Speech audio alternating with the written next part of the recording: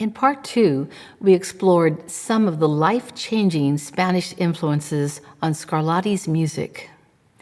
The Spanish influence and the powerful emotions Scarlatti brought to his sonatas completely changed the role of the solo performer.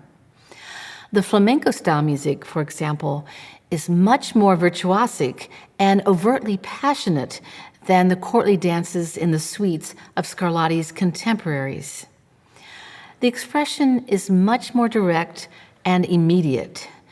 In a way, our performance psychology should be closer to the ideal of the Romantic era than the Baroque era. This is true for many of the slower sonatas, and especially in sonatas marked Cantabile, as we find in this beautiful and accessible sonata. When we play this sonata in A major, we seem to be reading a page from a musical diary.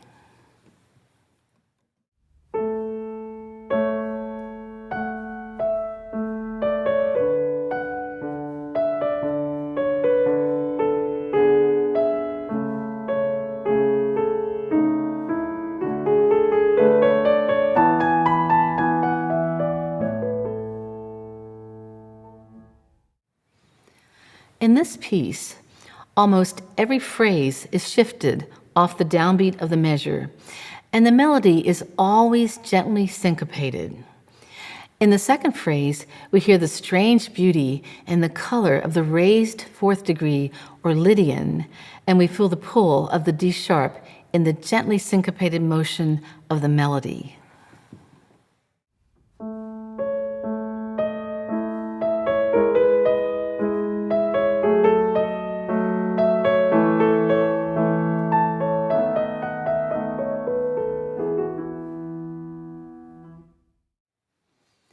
The second phrase ends on the dominant, but the beginning of the next phrase changes everything with a sudden shift to minor mode. In the final two phrases, the intense emotion seems to pass as we return to the major mode. Notice the gently syncopated tied notes like composed rubato.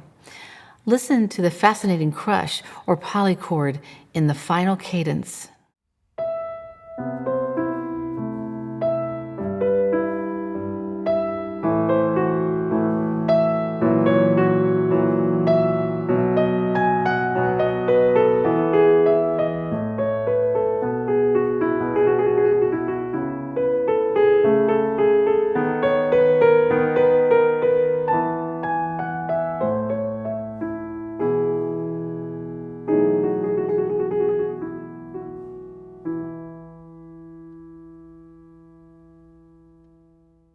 Scarlatti's exploration of different harmonies at the beginning of many of his development sections often requires more forward motion in the tempo. For example, in the repeated pattern we find in measure 17. Notice the intense effect of the Lydian now in the context of D minor in measure 20, the turning point of this piece. At the end, the feeling of calm and tranquility returns.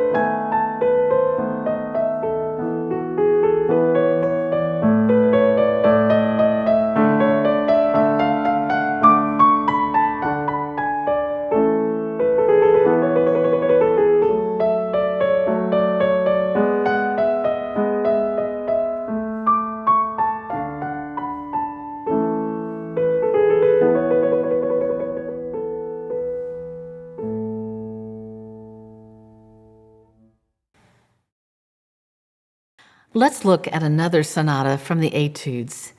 This lovely sonata in D minor is very accessible musically and technically. Scarlatti's allegro does not always indicate a fast tempo.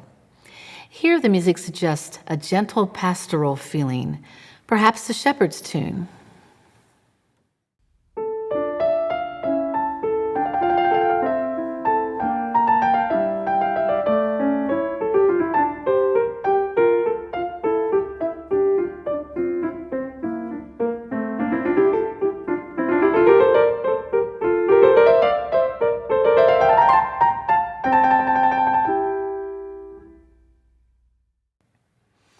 We feel the playful thirds traveling up and down the keyboard. This is a physical and rhythmic gesture that soars free of the gravity of a bass line. In measure 16, Scarlatti makes the left hand into a drone. The trill here becomes a color and a sound effect. The different registers of the keyboard are also used for color and effect. In the codetta, the pedal tones and the trill fade into the distance.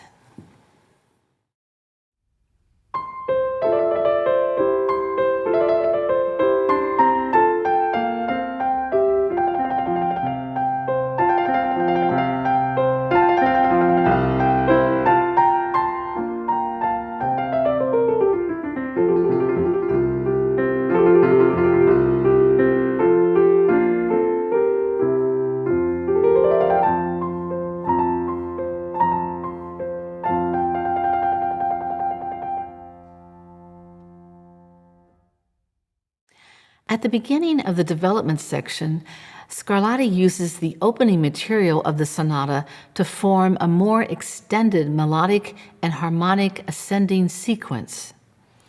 The chords accompanying this extended melody are purely harmonic in function. This is more like an idea from the classical era rather than the Baroque era.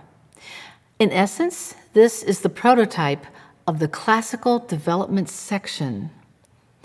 Listen to the beautiful harmonic progressions in measures 35 and 36. This is the turning point of the sonata, and the trills now create a feeling of melancholy.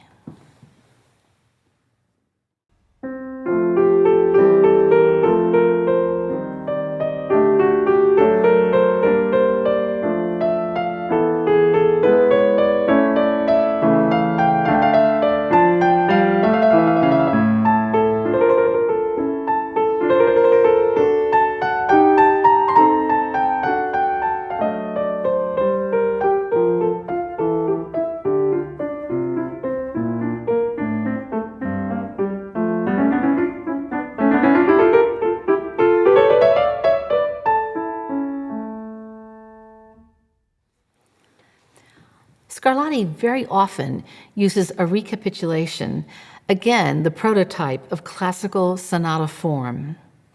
But there is something unique in the last measure. The piece ends on a trill.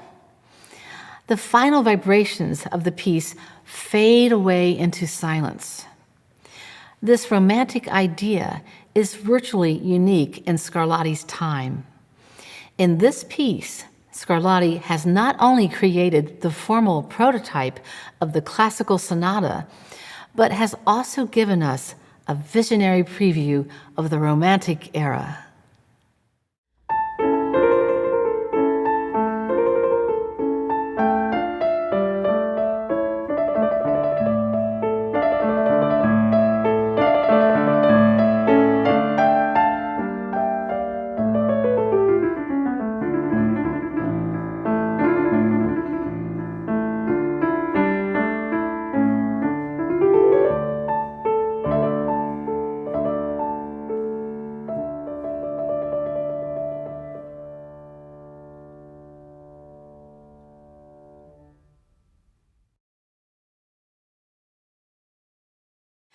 The sonata in B-flat major shows the depth of emotion that Scarlatti could create with music that seems very simple on the surface. Notice again that Scarlatti's use of the word cantabile indicates an expressive tempo rubato.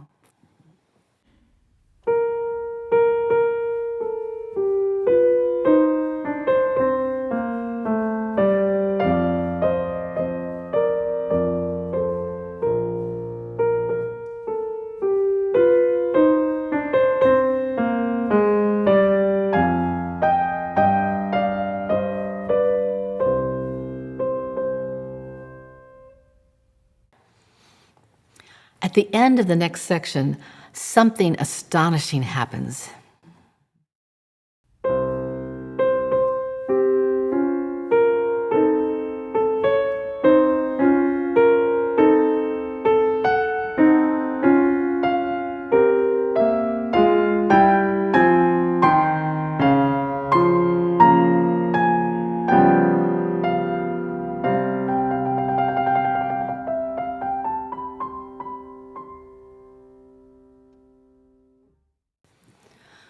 We hear the amazing sound color of the French augmented sixth chord in the left hand in measure 11. This is almost certainly the first time in keyboard music that this type of chord appears as pure harmony.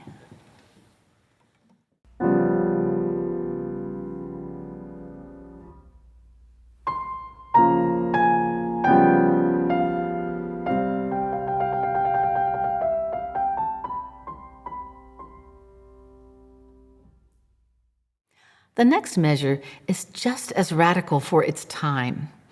Scarlatti tells us to play measure 12 with complete freedom, as if composing the music on the spot. This ingenious move allows us to prolong and savor the effect of the augmented chord. Scarlatti brings the music to the fullest expression, music that is at once simple and profound. Here are the last two phrases.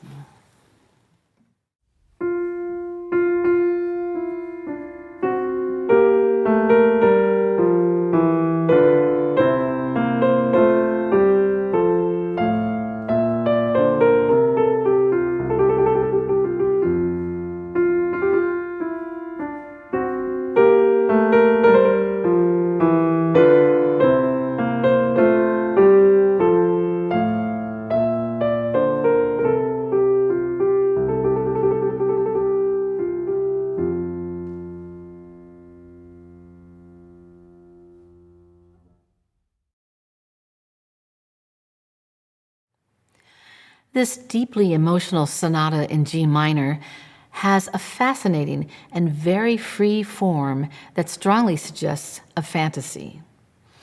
The piece begins in a two-voice texture with a dolente feeling. The first phrase in the piece is 13 measures long.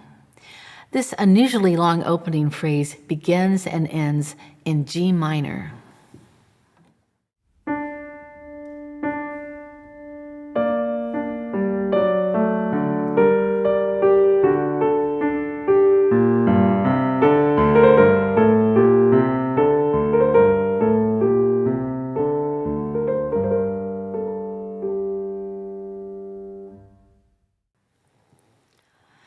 Scarlatti writes the fermata over a measure of silence. This silence removes our sense of the G minor tonality and heightens our feeling of expectation. Listen to what happens next.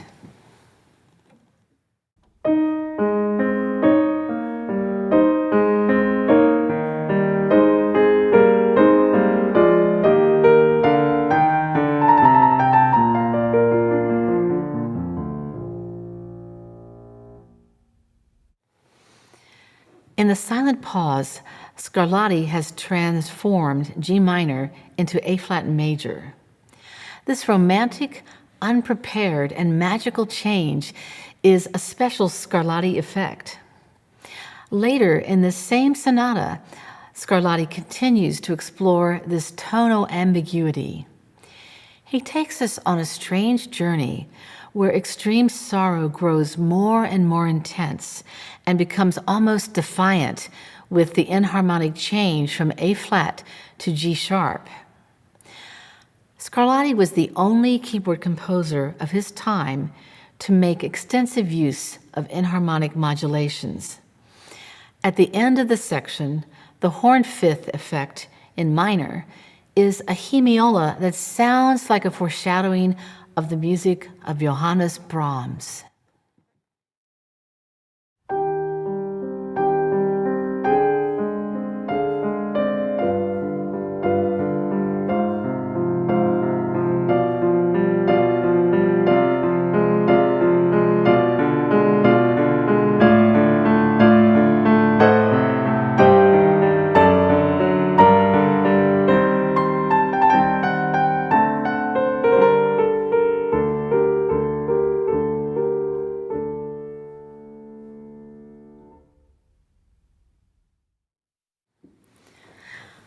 This sonata is an astonishing anticipation of Romanticism and strongly suggests the expressive potential of the piano rather than the harpsichord.